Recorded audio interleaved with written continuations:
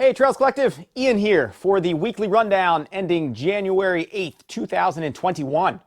So hopefully this finds you all having a pretty good start to 2021. On my end, I'm a little bummed. I just had a pretty good, for me, 4 to 6 week cycle of building up in terms of miles. Building a little bit too quick, which I was aware of, but I think as we can all relate to, when you're in the moment, feeling pretty good, and just going longer, well, you know you're running the risk. So for me, my knee went earlier in the week. I gave it a few days off, tried again today, and it's only making it through a couple miles. So with as many events as I'm looking forward to for this year, and at the rate of gear testing that I'm trying to get in, it's a real bummer on my end. I just actually got in today 2 models to test. One is not necessarily new or fresh off the press, but it's one that I hadn't really considered prior, but I was really excited to put some miles into based on some other reviews. And that's the Saucony Exodus 10 here. Another one that just arrived, which is not out yet. So this is a pre-release, which I'm really excited about, is the Topo Ultra Venture 2. This was our number 3 shoe in the shop of all of 2020. Behind the Brooks Ghost and Adrenaline. We're probably the only shop in the country, I would think, where our number 3 shoe outright for a shop that carries all brands and road included would be number 3 in an Ultra Venture there. Looks like a pretty cool update. I was really excited to get some miles in. I'm just not sure what's going to be possible for a little bit, as well as some of my early event calendar. So we'll see how the knee responds over the next week. But I'm kind of bumming at the moment. But so it goes. All right. So what's been shaking out there? In the media, CULTRA is releasing episode number 110, I believe, today, as I release it on January 8th, is with FKT International leader Jason Hardrath. Should be a pretty cool episode. Jason is not from our region, but one that in the FKT leaderboards is quite the stud, and hopefully we'll have talking some good shop there. Jay Friedman on Pain Cave released episode 77 with 12-hour, 19-minute, 100-miler Taggart VanEtten. Check that out at the Gunks Runner Pain Cave. Billy Yang just released his newest and beautiful short film called Zach in Relentless Pursuit of His Best, the journey of Ultrarunner Zach Miller. For those of you who were able to catch our New Year's episode last week, Zach was one of the core guests in there for one of the episodes with Matt Lipsy. You can go back and find that in our YouTube library for that episode. Zach, thanks for joining us. And then in our live TC interview series this past week, or just a couple days ago, Ellie was live with Sassquad Trail Party Director and all-around New Jersey Trail lynchpin, Kim Levinsky. If you are also curious about that Sassquad Trail Party Director title, you can also check out or replay our New Year's Eve live episode. 39 minutes in, Eric Egan presses her on the point of that title. Check it out. All right, let's get into some FKTs of this past week. Since I'm releasing this Friday, and let's go for FKT Friday. FastestKnownTime.com released podcast 118, their FKTs of the year. One East Coast gem made the top 5. It was Alyssa Godesky's Adirondack 46 High Peaks. One which both Sarah Kai's and my own received, both Sarah Kai's and my own FKT of the year in our region, as we announced in the New Year's Eve live show last week. A truly incredible effort and mark. So you can check that out at fastestknowntime.com.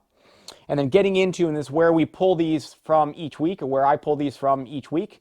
Actually, if any of you want to help me out there and sift through them and send me some of the rundowns and some of the images, that would save me a bit of time on this end, and it would allow you to help out with some of the rundowns. So let's start with Massachusetts. Iain Ridgway, 2 hours, 16 minutes for the 12-mile Norwottuck Rail Trail. It's an opening mark for this new route. Andy Reagan, 8 hours, 49 minutes for the 64-mile Circum Quabbin. It's a new baseline, but also the fastest to date of any division by 4 minutes. And that looks like it's a beautiful loop around a reservoir, which feeds the Boston's water supply. In Maryland, Chris McGow, 3 hours, 50 minutes for the men's unsupported mark on the 50-kilometer Rock Creek Trail. That's a route that's gotten substantial action in the back end of this year. Chris's time crushes the prior mark by 80 minutes. Nate Hanley, 6 hours, 48 minutes for their 37.5 mile north to south Assateague Island FKT. Always cool that the route needs to commence with a boat to the start point. So nice work, Nate. And there's a couple others, I think, that at least started the effort with him. In Maine, Xander Kiter and Josh Lombardo, 1 hours, 13 minutes for the 10.3 mile West Side Trail. Looks like it, or says it runs ravines, rocky bluffs, and vistas to Casco Bay and the Royal River Estuary. Their time lowers the unsupported male mark by a slim 26 seconds. That was pretty tight. In New Hampshire, Ryan Mitchell, 18 hours, 29 minutes for the 45 mile White Mountain Hut Traverse, bringing with it an elevation gain of 16,000 feet. That's pretty burly. This route is one with deep mountain history. I was not aware of it because I don't have deep mountain history. And Sarah Kais tipped me off to it as we were catching up ahead of the New Year's Eve episode, as it was one of her votes for the FKT of the Year last week. At least this route was, and a different effort with Jordan Fields. Ryan's mark is a baseline for an unsupported male winter standard traverse. In PA, Matthew Mata, 5 hours, 18 minutes for a baseline unsupported male mark on the 28-mile Northwest Lancaster County River Trail. And Aaron Keckley, 1 hours, 49 minutes for the 12-mile Bear Run Nature Reserve Black Loop. This is one that looks like it brushed up against the Youghiogheny River in southwestern PA. This is an area that's just beautiful. I spent summers there at camp, and each summer we'd be on the river in a raft or on kayaks, a different part of the river, but definitely a cool part of the world.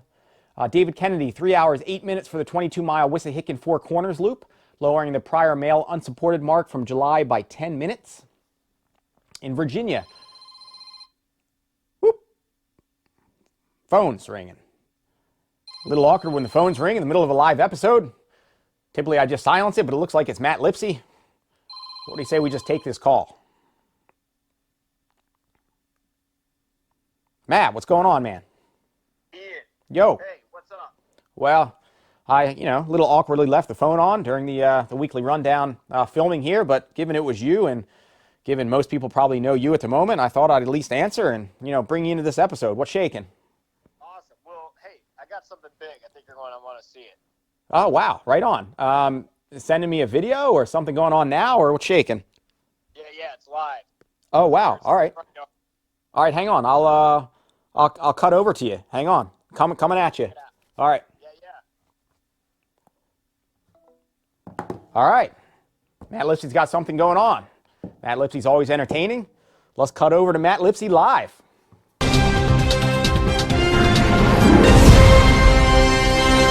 Matt reporting for Channel 6 Action News, where we are in Kersey, Pennsylvania today, and seemingly overnight a giant snow monolith has appeared. The townsfolk don't know what to make of it. While some fell in love with the monolith, It appeared overnight. I love it. others, however, feel that the giant snow monolith may pose a health and safety risk to the town. So do you think the giant snow monolith will pose any safety risks to the town of Kersey? Nope. Homeowner Dick Lipsy chimes in. It just popped up. Still, where this monolith came from is a bit of a mystery. Aliens. What to do with the monolith is becoming an issue. It should be in a gallery. Fascinating. We'll stay abreast of this fascinating story and get back to you later with more details as they emerge. Back to you in the studio. Whoa. All right, then. That's kind of intense. There was that, I think, metallic geodesic something that I think was arriving in different parts of the country recently. Got some more UFO encounters. I think that Air Force pilot recently that took a good snapshot of something that shot up out of the water and flew away. So, Lipsy in his backyard. You heard it first there in the field. Thanks, Matt, for checking in with that update. All right. Where were we? I think it was Virginia. Let's see. Rodrigo Velen, 4 hours, 26 minutes for the 36-mile Mount Vernon Trail out and back configuration. A new baseline for the men's unsupported category. 18 minutes off of Wardian's supported mark from April. That's cooking. Nice work, Rodrigo. And multi-state, Jeremy Ardenau, if I pronounce that right. 5 hours, 33 minutes for the 47-mile full version of the York County Heritage Trail and Northern Central Rail Trail. 5 hours, 33 minutes for 47 miles. Jeremy, that is also flying, and a flying route. Looks like for anybody who's after something fast for maybe a 50-mile or roughly PR for themselves. Check that out. That's the, well, you can check it out. We'll have the link. All right, upcoming events. This Sunday, January 10th, 2021, Valley Trail Series, winter race number 3 is happening. They have 4, 6, and 12-mile distances over diverse, including sometimes technical trails. It's based at the Alpine Scout Camp in Alpine, New Jersey. I didn't check to see whether registration was still open, but you can find that at Ultra Sign Up. And then January 16th, so you got a little bit of time on this one, and if I remember right, they are maybe like 65% full or something like that. Sassquad Trail Running's Frosty Fat Sass, 3.1 miles, 3-hour and 6-hour runs based at South Mountain Reservation in West Orange, New Jersey. The events make use of a scenic 3.1-mile loop. Great event for those who like winter or those who dislike winter and need an excuse to get out during winter. Though it doesn't really seem like too much winter so far, unless you're one of those living in the Binghamton area that got 40 inches of dump a week or two ago. That's winter. To be seen whether it'll be able to run, but all proceeds to benefit the South Mountain Conservancy, and thus a good one to consider. January 31st is Naked Nick 2550K. That was one, I believe, that was capped out. And the Valley Trail Series Winter 4 will run as well. All right, some registrations opening. We did, from our episode a couple weeks ago, we ran through quite a number that were open. Tonight, or for this week's episodes, I'm just going to give you a handful that are open that look like they may cap out. So open now. Run Amok 50K in Brownsville, Vermont is running on April 4th. It's split into a sold-out Saturday 50K and 57%, I think, full Sunday 50K, running predominantly over hilly dirt roads. The Keystone Backyard Ultra in Slatington, PA on May 22nd. This is PA's first backyard ultra with a 4.1-mile beautiful trail course that challenges you with 400 feet of elevation gain per loop. This one's 95% full, so if you want to get in on a backyard ultra in our region and in PA and a pretty cool trail course, get on that now at Ultra Sign Up. Don't say I didn't tell you to not wait. English's Ridge Rumble, put on, I think, by Scott English in Fayetteville, New York, May 8th. This is, well, they have 3 distances with the event. This one is for the 10-miler. Uses a 10.3-mile loop in Green Lake State Park. It is 74% full, so get in now if you want to run 10 miles May 8th. If you don't want to run that 10 miles in May 8th, one of my events, Breakneck Point, I put on with my, with my co-RD, Ben Drew, of website Wired Runner, if you want to check out reviews of various running categories and products.